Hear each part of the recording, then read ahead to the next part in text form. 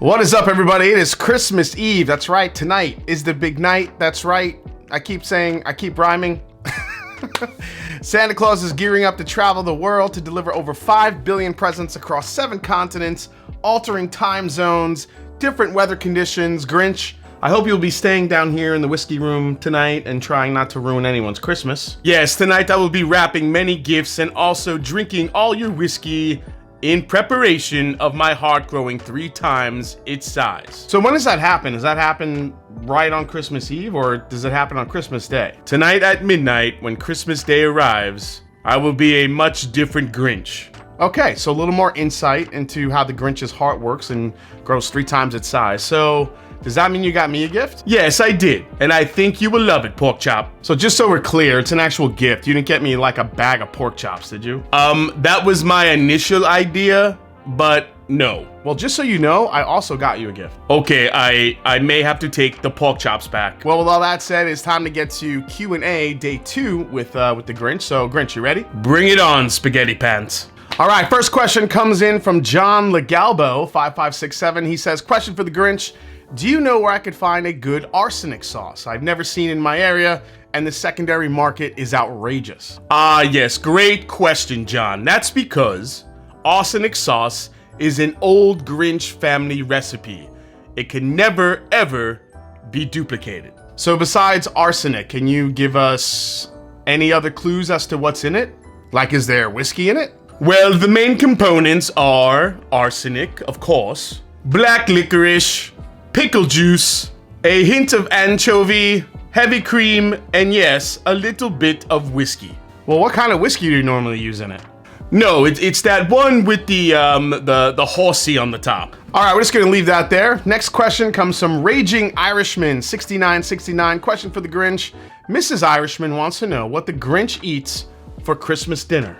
Well, of course, every meal starts off with green eggs and ham, followed by green bean casserole. Okay, I'm sensing a theme here. And of course, you have to have the roast beast with all the trimmings. Good old roast beast. Any other side dishes? Yes, of course, you need some hash. And what about dessert? A warm apple pie made with, of course, green apples. All right, well, there you have it. Great question. So I actually have the last question for you, Grinch. So since last year, there's been a lot of new whiskeys in the whiskey room. What's been your new favorite whiskey that you've gotten to try? Oh, well, that's so easy. Okay. Green River Foolproof. I should have known. It's Christmas Eve. Let's go.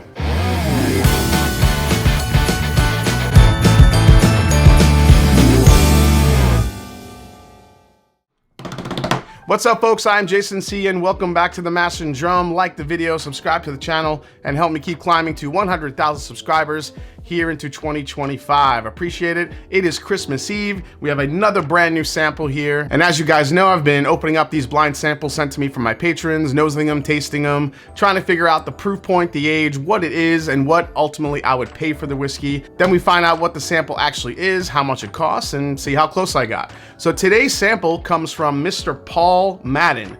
Paul Madden decided to send something here on Christmas Eve. So Paul Madden, thank you so much for the sample. And let's dive in and see what Paul sent. Here we go. All right, so this smells a little bit like a dusty pour. So remember when we were talking about the Old Crow a couple episodes ago? This might be in that same realm. This is a lot of toffee, a good amount of oak here. I feel like there could be a finish on it, but sometimes those older pours, because it's such a different animal than than modern bourbons and whiskeys, it could sometimes come off finished. I don't know, maybe it's not.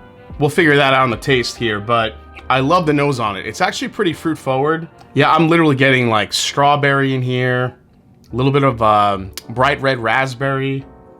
It's very fruit forward to me. All right, let's give it a try. Here we go. Oh, maybe it's not a dusty pour. Wow, that is good. Again, very fruit forward, very rich. Good proof point here. Nice spicy undertones to it as well, but not overpowering at all. So second sip, I'm starting to get that funky oak note in it. So now I'm thinking we have some age. This isn't coming off like that bitter, youthful, funky oak. This is coming off as like aged oak. So I think this quite could be some older stuff here. I'm digging that.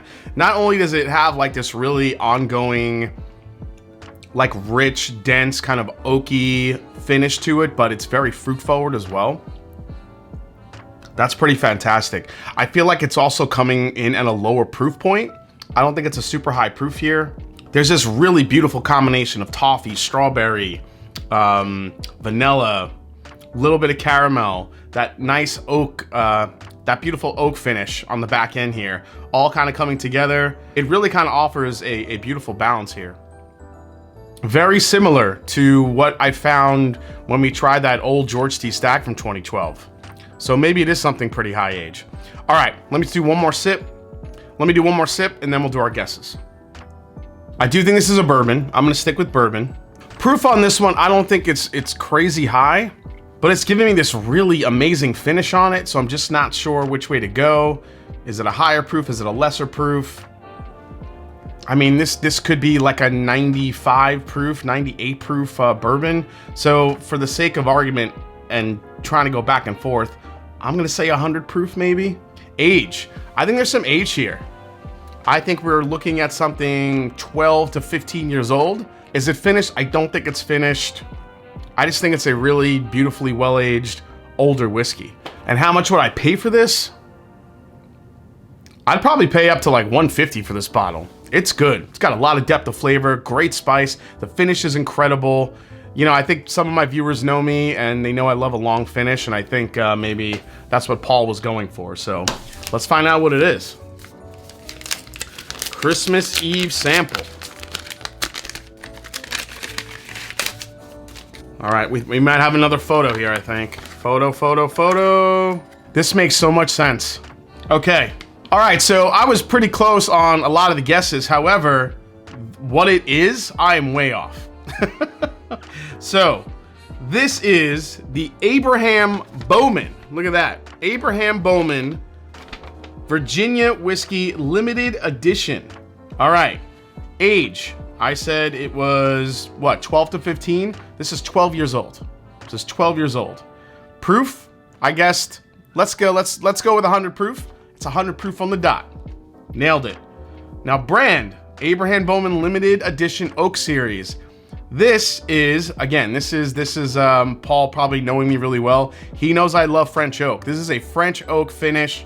I said it didn't have a finish on it, but now I don't know if this was finished in French oak or if it spent the entirety of its life in French oak. So Paul, if you're watching, leave a comment down below. Let me know if it was entirely finished in French oak, because that would explain the heavy spice and also that strawberry raspberry note I was getting. French oak brings those flavors. That's why I love French oak so much. But the only thing, that funky finish that it had made me feel like it was something from, you know, maybe a decade ago. So now retail price on this, when I looked it up, it was $100. I said I'd pay like $150 for this. This is really, really good. This is an incredible whiskey, and Abraham Bowman, who makes great stuff out of Virginia, yeah, I would like to be able to try more of this stuff, but unfortunately it's a little bit harder for me to get, so I really appreciate Paul sending this along. So cheers, man. All right, guys, our Christmas Eve episode is in the books. Hope you guys enjoyed it. If you did, hit the subscribe button below. Please hit the like button, and if you haven't yet, follow me on Instagram. Let me know down in the comments if you have gotten to try this actual bottle. Let me know what you think of it. That strawberry note, the raspberry, all those really great flavors coming to the forefront. I absolutely loved it. Again, thanks so much to Paul, and tomorrow we will see you here on Christmas Day for the last episode of the Advent Calendar. And as I always say, it's not about the whiskey, it's the people you share with. Merry Christmas, have a great time tonight on Christmas Eve with your friends and family. I'll see you tomorrow on Christmas Day, and cheers to you.